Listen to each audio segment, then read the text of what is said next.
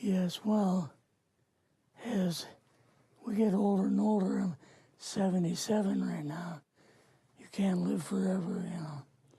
So if this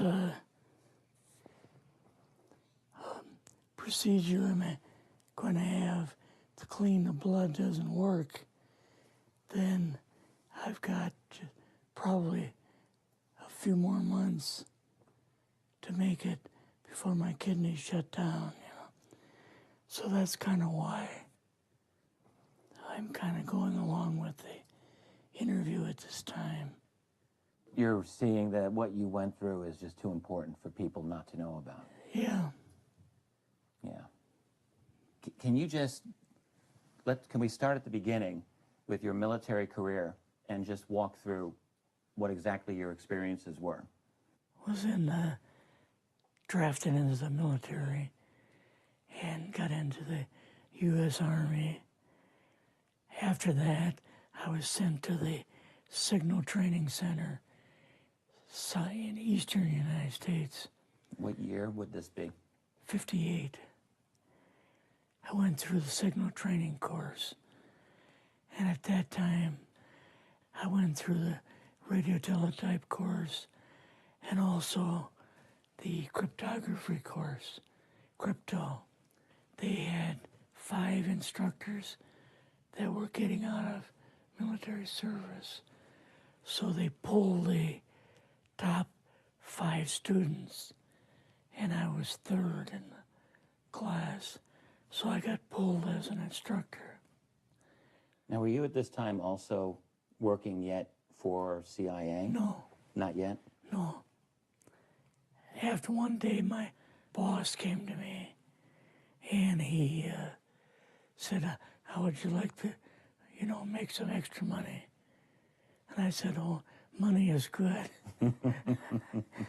So he's explained to me that he could put it through. I would have to get a top secret White House Q clearance for the job, And I thought, boy, must be a pretty exclusive thing, And I said, well, what is this? And he said that I'm director for the CIA for Eastern United States, And I said, oh, I didn't know that. And he said, you weren't supposed to. After about 6 weeks, my security clearance came through, and I got my CIA card. It was an ID card, like a credit card, where I could just go up to the door and slice it, walk right in. And my name at that time, I used an artificial name too. Never used my real name. I started working with him on the project he was on. And that was Project Blue Book, which was kind of partially a fraud. You're saying some of the Blue Book cases were, Yes. were completely fictitious? Yes. But the cases that we got came from, I think it was Fort Belvoir, Maryland. Mm-hmm. Fort Belvoir? Yeah. And it didn't come from the Pentagon, or it didn't come from CIA headquarters. But we would get reports about a certain sighting that they had in Mexico or Italy or something like that. And then we had people that would follow through on it, that would go out and interview the people to see if they were nutcases or if it was real, So they'd be going overseas frequently? Yeah, I wasn't, but I always stayed statewide. But the people we had working with us from the CIA would do that. We would get like a new report probably a couple times a week. I was coming into the Army fresh off the farm, so I really didn't have much knowledge of anything, but my boss filled me in on Project Blue Book and what they had found so far. as far as Greys and aliens and the Roswell incident. How did you feel when this first got dumped on you? When you first learned about this? I was just kind of overwhelmed with all of this, you know. And I said to him, I don't know if I'm going to be able to be a judge of this type of thing. What's real, what's not, when I don't have much knowledge of it, you know. So... What did he say? He said, well, we have to build the information as we go, and you'll see how this thing is working out. And then the other thing is, of course, you really weren't able to tell family or close friends, obviously. No, I couldn't tell anybody. In fact, I had to take a vow that I wouldn't tell anybody. A lot of it for 40 years, and more of it for 50 years, which is up in 2010. You're doing all this crypto work. You're looking at images, photographs, video. It's 1958, maybe the fall of 58. What happened after this? At that time, the Project Blue Book thing kind of went pot, you know. If you remember, back in those days, they kind of declared it as a nothing, you know. Mm-hmm. Right. And they were telling the world all UFOs are misidentifications, hoaxes, balloons, psychological issues, whatever. Yes. Yeah. So my boss came to me and he says, we've both got a new assignment. And he says, oh, I said, where are we going? Oh, he says, we're going to the Capitol. We're going to be part of the Eisenhower push. He's trying to find out something about, all about these aliens that MJ-12 was supposed to find out, but never sent back reports to him. The MJ-12, the UFO control group, were they calling it MJ-12 at that time? Yes. They called us in, went into the Oval Office, and President Eisenhower was there and Nixon, and they said, we called the people in from MJ-12 from Area 51 and S4, but they told us that the government had no jurisdiction over what they were doing. So being a general, past general, you didn't tell them to go to hell without any real good reason, you know. Mm-hmm.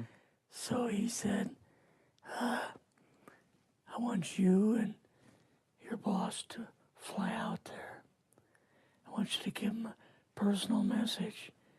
And he says, I want you to tell them, whoever is in charge, tell them that to get in, they have this week, coming week, to get into Washington and to report to me.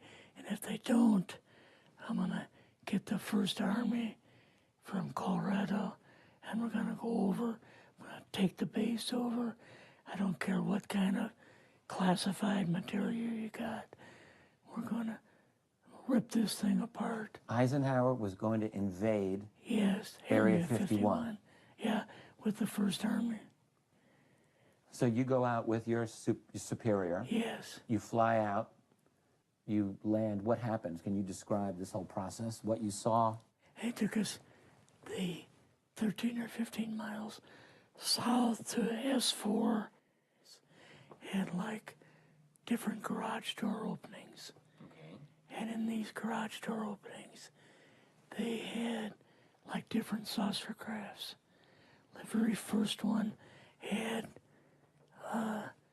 the Roswell craft in. It was kind of crashed up, but apparently every alien that was in it died except for a couple.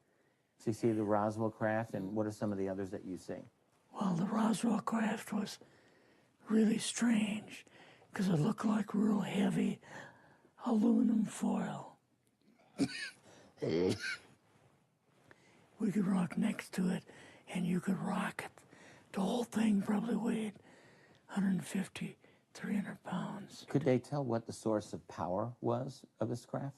Yeah, it was like a reverse gravitational thing of some kind.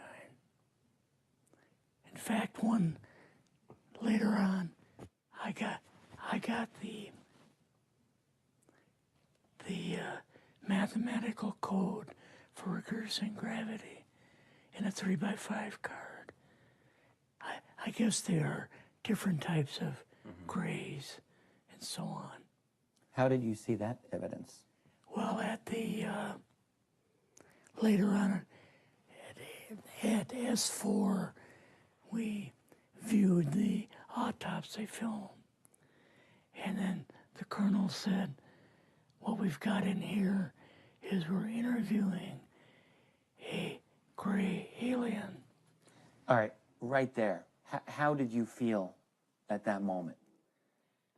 Well, I thought, boy, we had no idea we were going to see the real thing. All we saw was film. You had to have a little bit of heart racing at that Yes. moment. My boss was able to go in and had a partial interview with him. So what did this gray alien look like? Could you describe him a little bit? This one looked a little bit oriental. So I'm just wondering if it looked almost human, what about this didn't look human? No, it didn't look human as far as the skin tone and basically the shape of it and the size. How was its head size compared with a normal human, for example? Brain was kind of a little bit bigger. And some of the nose was very, very small. And the ears were just like holes. Mouth was very small. Now, why were they bringing you out here at all, anyway, to see an alien? What was the point? To go back and tell the president they actually had one. So he did not know at this point No, if there was an alien at S4. no. What did you do then at Area? Were you done, or did you have other things to do at Yes, but S4? basically we were kind of done. Went back to Area 51. They took us into the main building, and there we saw a U-2, which of course we didn't know existed. And a model of the SR-71. Yeah, the Blackbird. So, but like I mentioned earlier, it was not a model of the current Blackbird, It was an later earlier Blackbird, version. but an early version. Did you go directly to Washington after this? Yes. Or did you go somewhere else? How did they get, did you fly regular airline or? We flew back to the commuter plane back to the air base, and then took President Eisenhower's Lockheed Electra back to Washington.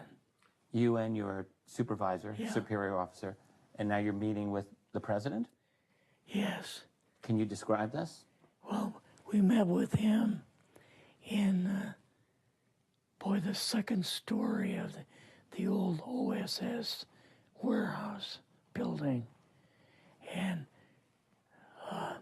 Eisenhower and Nixon were there, and also Hoover was there. So he asked us what was going on, and we told him about the alien, the whole situation, and the black projects and so on. And he was just totally shocked. He appeared for the first time to be worried. You know, like he was worried. I would think that Eisenhower would, I mean, he certainly knew that flying saucers were real. Yes. He knew that there were aliens. So I guess I'm just wondering, what would he have been, really surprised about? Surprised about the black programs. Eisenhower said, got to keep this thing completely secret. You know, can't talk about this. Your actual name is, I mean, the name you grew up with, that was a different name than what you Yes. had in the... I never used it in the CIA at all. Now, what about today?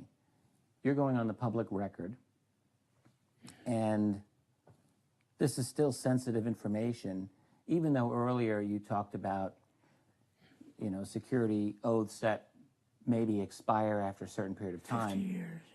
but you're still concerned. Linda Motenau's phone call, her phone was tapped, and they got my phone number, and through the telephone company, they were able to find me, and so on. When they found you, what happened?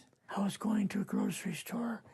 Two guys in a black suits come out of a black Lincoln town car and came over to see me. And they told me that I better not publish anything or talk to Linda about any more things. So at that time, I did, you know, I stopped. That was enough to intimidate you. Yes. Rather remain anonymous. Never show my face on anything. Really, thank you for doing this. Yes.